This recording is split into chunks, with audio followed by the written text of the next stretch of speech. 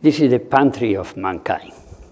It's the raw material used by scientists and farmers to produce new varieties, and in some ways it's a treasure inherited from our antenate that we have the obligation to maintain and develop for our children, for future generations, to face unpredictable environmental changes and human needs.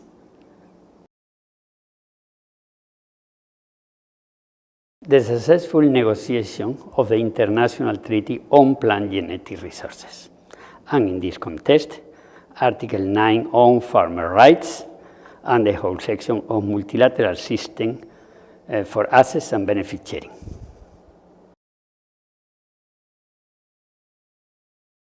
To continue creating awareness, public and political awareness on the importance of genetic resources, to consensuate international priorities on the conservation and sustainable use, access and benefit sharing on genetic resources, and to get also consensuated international policies on these issues whenever possible by consensus and whenever necessary to develop also international agreements, and that not only on plants, but on all genetic resources for food and agriculture.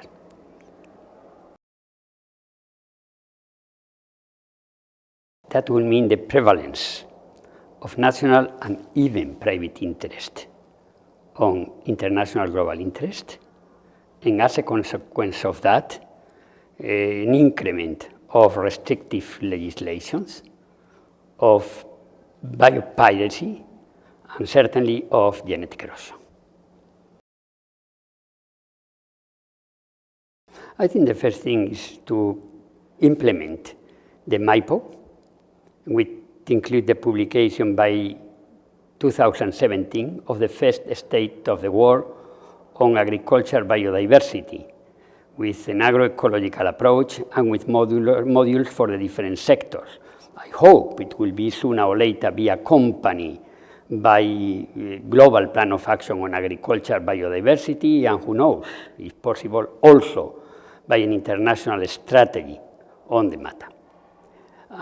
Then I think at the same time it has to work in big challenges we have at the moment, which is essentially to promote the wide and wise use of a larger amount on genetic resources, including neglected or underutilized species, to fight hunger and malnutrition, to face climatic changes, and to diversify the diet, and therefore getting more health with the people.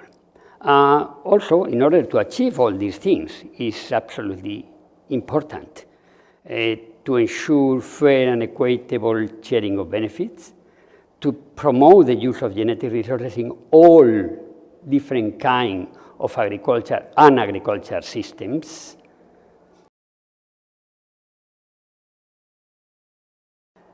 actually, the Commission represents my entire professional life. I have been the secretary of this Commission since its inception in 1983, till my retirement from FAO in 2007.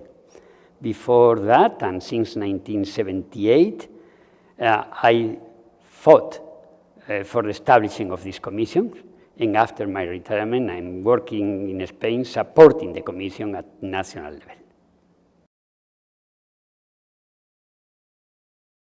In the first place, to thank the thousands and thousands of people that has contributed to the work of the Commission all over the world. Second, to remind countries that in a globalized and interdependent world, the Commission is today more important than ever before.